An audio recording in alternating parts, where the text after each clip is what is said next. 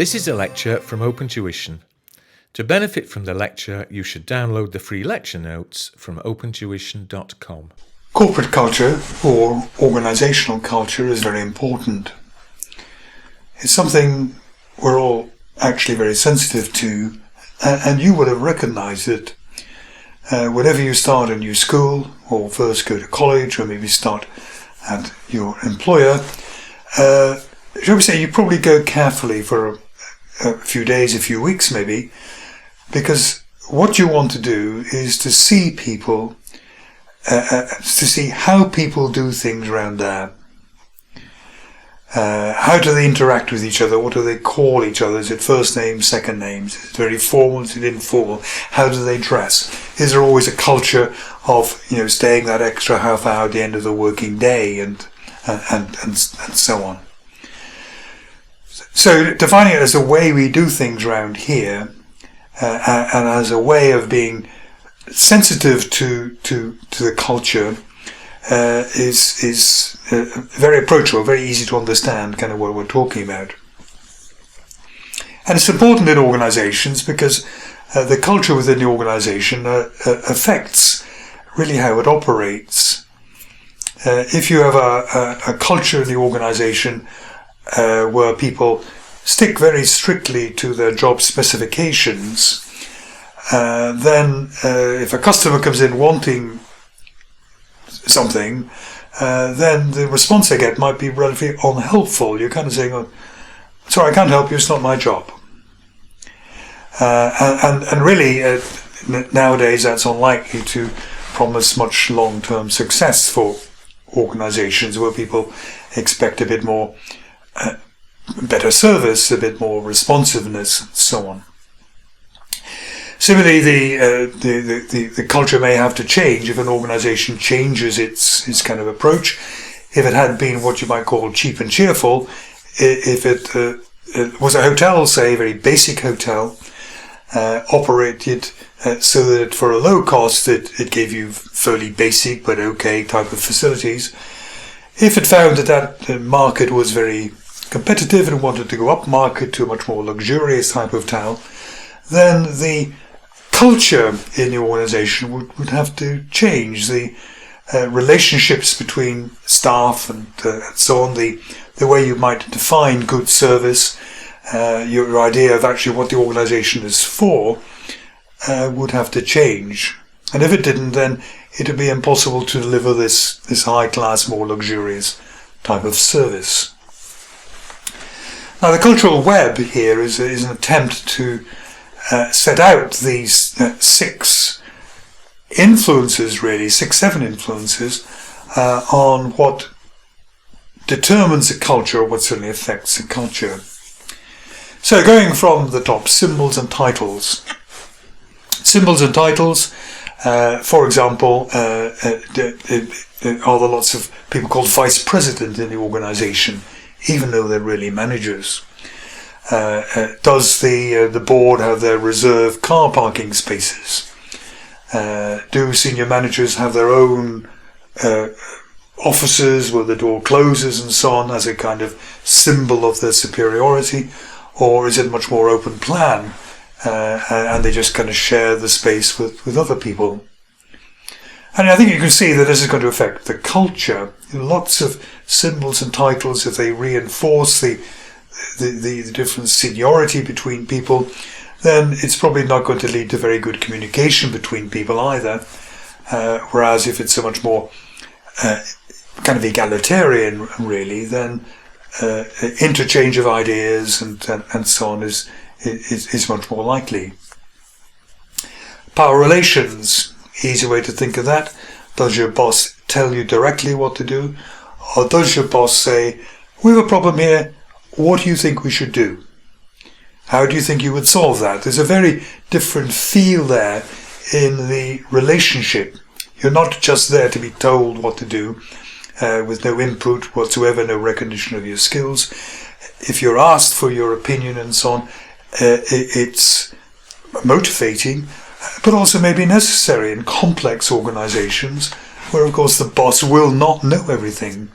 And you need to be humble, really, in asking people for their expertise. Organisational structure, and we've already seen tall, narrow versus wide, flat. A tall, narrow structure tends to lead towards a very strict kind of bureaucratic, slowly going up through the layers, very carefully watched by your superiors because of the very small span of control, versus the wide, flat, where if your boss is looking after 12 people, if that's the number of people reporting to your boss, then your boss can't be duplicating the work. The boss has to trust you to get it right, really. And there's much more delegation, much more trust and responsibility given to you that you will get it right without somebody always double checking what you're doing. Control systems. Some organizations will record what people are doing every 12 minutes, every 6 minutes. So an hour is divided into 10 pieces and you charge different clients in units of 6 minutes. That is fantastically close control. Other organizations do not do that at all. You do not have to account for every 6 minutes of your day. Some organizations are fiendishly strict on expenditure. Any type of additional expenditure has to be kind of authorized and so on. You can't even buy a litre of milk for the office coffee without getting all sorts of permissions and so on. We're not saying that there shouldn't be any controls, but sometimes maybe controls get in the way of common sense. Controls slow things down. Controls can eat away at people's self-esteem if they're regarded as being too petty. Rituals and routines have a place to play in setting the feel of the organisation. It could be that everyone on their birthday brings in a birthday cake and shares it amongst their co-workers, and that I suppose adds to the friendliness. Some organisations, when I was trained to be an accountant, as auditors you're away from the office most of the day. You're not really in contact with most of your colleagues, but every Friday afternoon the ritual was to come back to the office where everyone would have a bit of a chat in the afternoon, and then there's usually some sort of kind of social event in the office, just to kind of team build a little bit with people you weren't habitually seeing. Myths and stories. Myths and stories are normally selected and promoted as examples of the really kind of best way of behaving. So there might be a myth and story which says, 10 years ago, Friday, we got this work coming in. It had to be done very quickly because the client's bank needed the answer on Monday. And what we did was we kind of worked all the way through the weekend and so on, with pizza brought into the office to feed people and so on. It was a terribly difficult weekend, but we got through it and we got the report to the bank in time, and the client was really pleased with us. And this is the held up as the example of the sort of behaviour which is expected within an organisation. You're always succeeding, always hitting deadlines, never failing your client type of culture. And then in the middle of this, you have what's called an organisational assumption or paradigm. and the organisational assumption is it's quite hard to identify. It's what the people in the organisation really think the organisation is for. An example I could give perhaps is in the UK's National Health Service. Maybe 50 years ago, the organisational assumption was that everyone can be helped to the greatest possible extent. Everyone has a right to all the potential drugs and so on, all the potential treatment and so on that is available. And perhaps that was possible then because the variety of drugs and the type of medical procedures around were relatively unsophisticated. And people did feel that it was the job of the health service to, in a way, give help without counting the cost. Now, with many more pharmaceuticals and very expensive ones, with many more very complicated, say, operations, procedures, surgical procedures and so on, maybe costing a lot of money, then the organisational assumption has maybe changed a little bit. That is not just helping everyone with the most expensive drug, even if it prolongs life for like 5 days.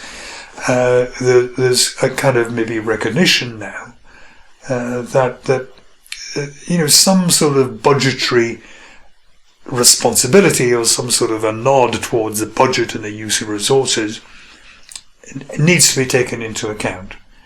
Otherwise, we may not be spending precious resources and time in the best way possible. So there's maybe a little bit of a shift there in what you think the organisational assumption really is, how you think the organisation should behave and what it's for.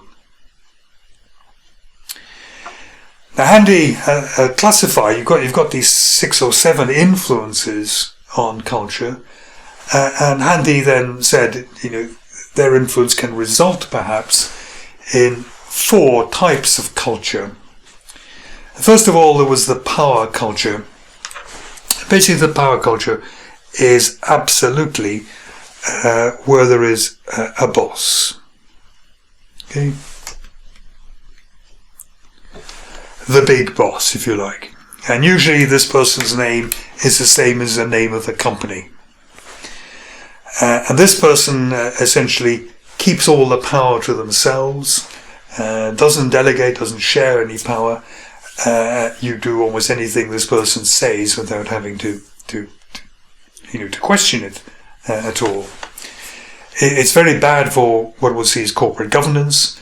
The problem with these very powerful, almost bullying people is that they will come in one day and say, you give me the pension funds, and you give them the pension funds, even though maybe that's not something you should be doing.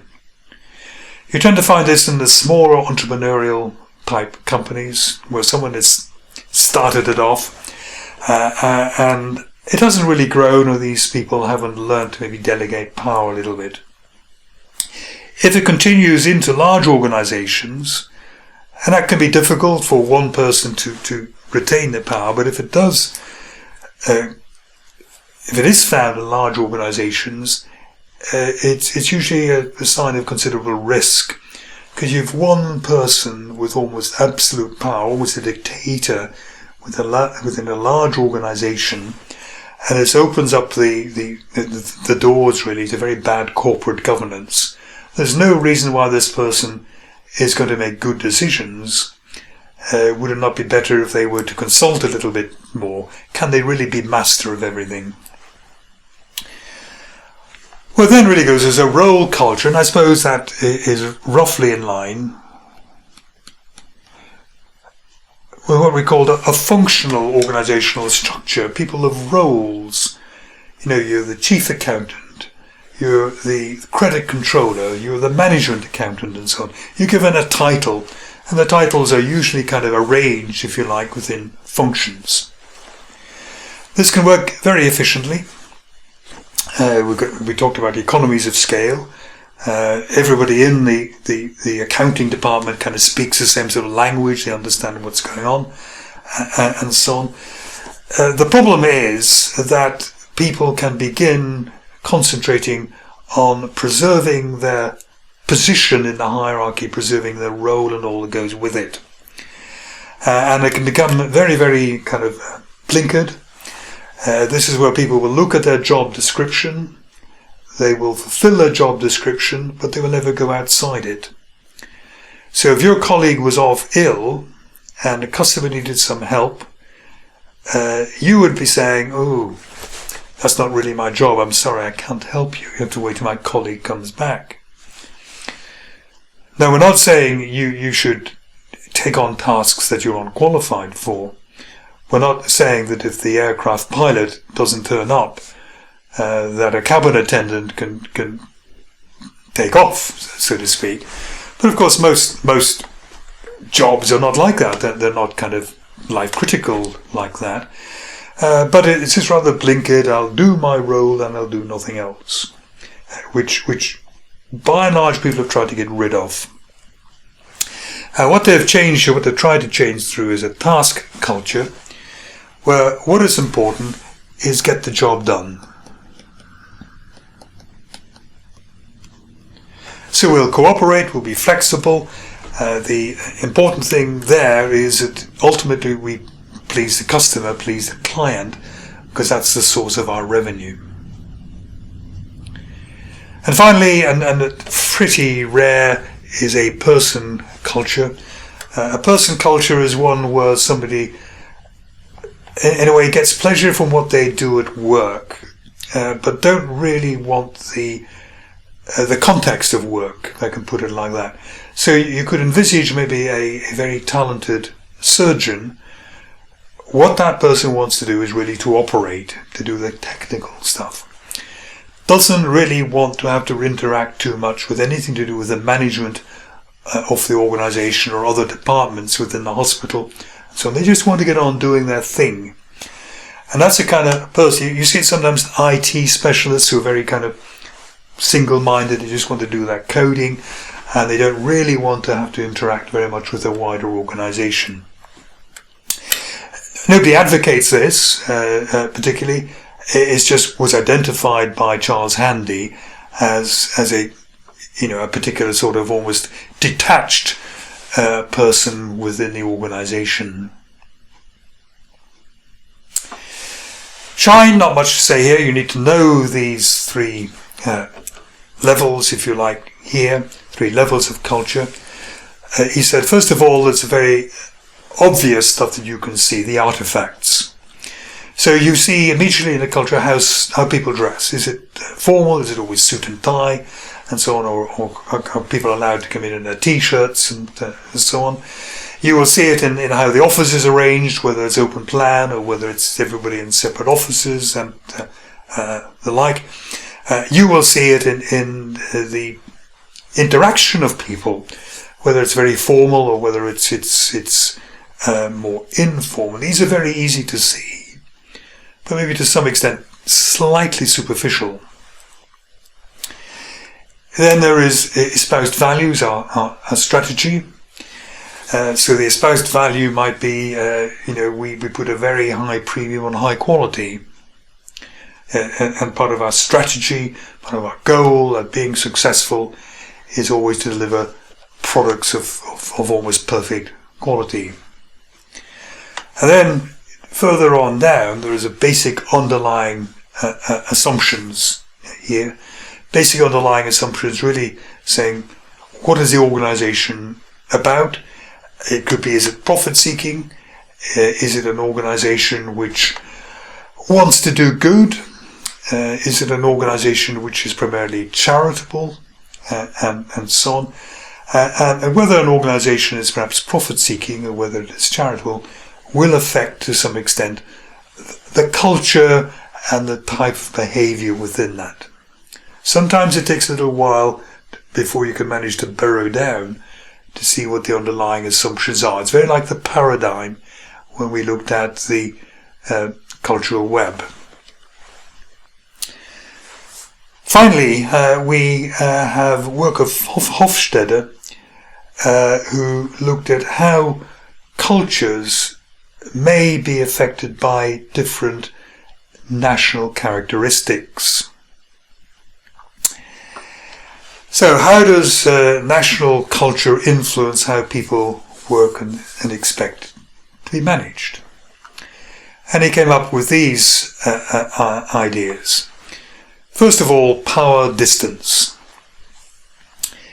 Is the country that you are in, is the way people interact, does it tend to be one where interactions tend to be by giving orders?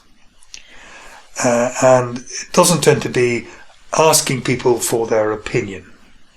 Okay? So it's a sort of culture where if you're called manager, you believe you know best. Or is it the sort of culture where if you're called manager, you know you're kind of in charge of these people, but for some aspects they may know best. And this is very much a national thing. There are some countries where when people are called manager or promoted to manager, to me it just seems it goes to their head. They think they've almost had a brain transplant because they're manager, and they are obviously much more talented than everybody else. Uncertainty avoidance. Some cultures do not like uncertainty, others are willing to take a gamble. So, for example, in the USA, uncertainty avoidance is low. In other words, people are very willing to have a go at starting up a business. They realize they might fail, but if they fail, that is not regarded as shameful. The shame is in not ever trying. So people are encouraged to take risks. In other cultures, if you fail, people are likely to look at you and look down on you because you tried something and you failed. And again, this is to do, obviously personality comes into it. Hofstede it was trying to say that although there are great overlaps between national cultures, he kind of say there are certain traits which are more common maybe in some countries than in others. Individualism, collectivism. Is it a culture where people like to do things themselves, are willing to, if you almost impose their will? Or is it collectivist, where actually you want everybody in your team to agree? And some cultures would be unhappy unless they got, by discussion, by consensus and so on, everyone in their team to agree. This would be a kind of regarded as a failure. Whereas some cultures would say, I don't need those people to agree. This is what I'm going to do, and I'll go out on a limb and I'm going to do it myself. And finally, there is masculinity. Masculinity, something's highly masculine. It is going to set quite tight targets. It's going to be quite critical of people if they don't get those targets. It's basically the idea of playing hard to win, and maybe being quite ruthless to win. Whereas less masculine and more feminine takes other qualities into account. If somebody's not doing so well, maybe you help them. You don't see it as an opportunity to do better yourself if they're not doing well. You kind of recognize that maybe teamwork is important in this and that everyone has something to contribute rather than letting people kind of fall by the wayside.